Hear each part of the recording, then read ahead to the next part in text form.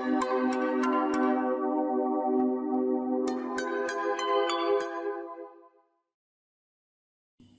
everyone, my name's Sammy. I am an NPC crew member for Merrolyn Run 1 and I'm here to tell you a little bit about playing a Warlock, that is a human magical. So the first thing that you need to know is that all Warlocks need a wand, and that is to amplify their magical ability so that they can cast spells of all types. So a little bit about wands. You can buy them online.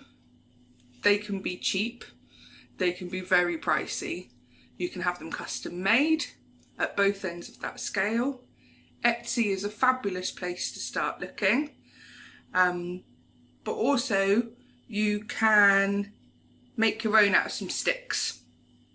So I am by no means wood whittler, yet these are a few that I've been able to make previously. I don't even have any special tools for them.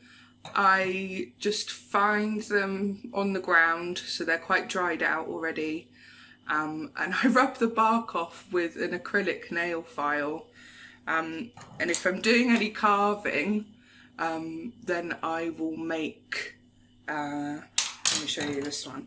So like here, there's some dents. I just use a paring knife. I decorated mine with just normal nail varnish. I try to use my ones as my personal preference to reflect something about the character that I'm playing. Okay, so the other thing about playing a human as opposed to a magical creature is that you could afford yourself some real simple costuming. So the costuming for Merrolyn for in-game guidelines is that the uniform is business casual. So you can easily pull together something from your own wardrobe probably that gives you that kind of smart appearance for office work. However, the one thing that does set apart Warlocks from dolls is that they have a tendency to be a little bit extra, which can be really fun. And again, it's not something that you need to spend a lot of money on. Charity shops, they're kind of a great go-to. And I'd always say start with your own wardrobe and build from there. You can pick up some really cool pieces. And I think something for me as well is that I like to, again, like with my wands, reflect my character's personality through my costuming. So you could play somebody who is really weak and timid and look like a bit of a bookish librarian stereotype. You could be really rich and powerful and wealthy and kind of show that in your costuming, your accessories. You could be, I don't know, a bit of a joker, or dark and brooding is quite a good one to show in costuming as well. Definitely you can be a bit extra there. And it's not all just about your clothes either, because you can have your character just follow the business casual guidelines for uniform, but you can then elaborate on what you're trying to put across using accessories, using makeup, using tattoos. You can see Catherine has posted that about using tattoos for werewolves, temporary ones. Wigs, fantastic. They can make you quite hot. They can be quite uncomfortable, but they do make a really dramatic difference to your appearance, and they can be quite fun to wear. Again, I've been really lucky and I've ordered some wigs from Wish that were less than £10, and I think out of the maybe 5 I've ordered, only 1 was naff, but it is taking a chance. And I think, as other people have said, you need to kind of, if you're going to buy somewhere from, if you're going to chance it with somewhere like Wish, who take quite a long time to send out their orders. You need to plan well in advance for that. Okay, so that's wands, uniform costuming. So the one thing that I need to add on is hats. Warlocks like a hat. This is just an example that I've used in a game before. I've used it twice. The first time it had none of this red or black on it. The second time I literally coloured it in with some fabric pens. This beautiful fascinator cost me probably the region of £1.50 from a charity shop because I am a cheapskate. And then I stuck some diamantes on it. Yeah, and it played really well for my character. It made me kind of stand taller and feel more powerful, which was very much part of her personality. Feel free to go wild and wacky with your headwear, because that's a thing for warlocks. So we've heard a lot about magical creatures, but the one thing you've got to remember for in-game reasons is that warlocks have an advantage over magical creatures in that their magical abilities are incredibly versatile.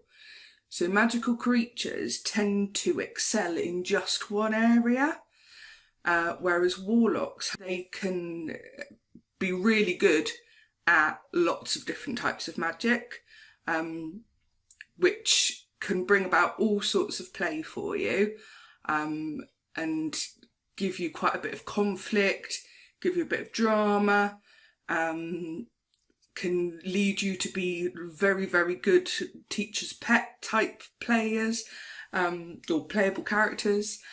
And if this is your first time LARPing, to ease you in, you may want to just pick out a shirt and a skirt or a pair of trousers that you have in your wardrobe that meet the business casual kind of brief, and rock up with a stick that's your wand, and just run with it. Easy, cheap, simple, no hassle way in, and you will have a fabulous time. The only thing I'd add about the versatility is that you can show this in your props that you may wish to carry with you. So you could be, for example, a seer, so you could carry with you particular pendants or crystals that help you in your skills to predict the future. I don't know, you say what they were for. But you also might be very skilled at potion making, so you might want to prepare or bring with you some small potion bottles. I've seen this done before with like wax or with actual liquid, and they look really impressive. What else could you do? Oh, you could be really into elemental magic, so you could bring in kind of different types of plants and things, and get alongside the fauns, you know, like maybe lord it over them that you're not just good at that, but you've got the potions in the bag too. I don't know, there's all sorts of opportunities to play as a warlock.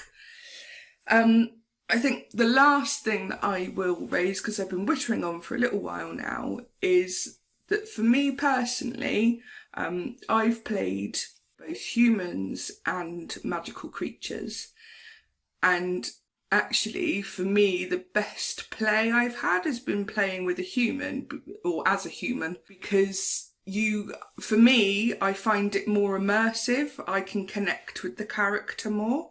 And what I find really interesting is exploring other aspects of my own personality, or aspects that are so far removed from my personality. But there's something about kind of, without wanting to sound too cheesy, a bit of personal reflection and a personal growth that you can take from playing a different human to the one that you are, magical or otherwise. So I think that's enough from me.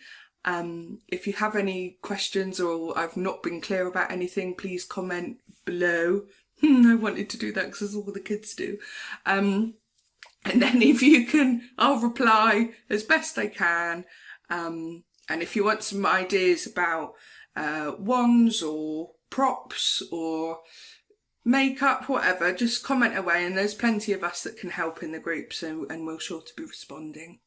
All right, so hopefully I'll see you in September. Take care.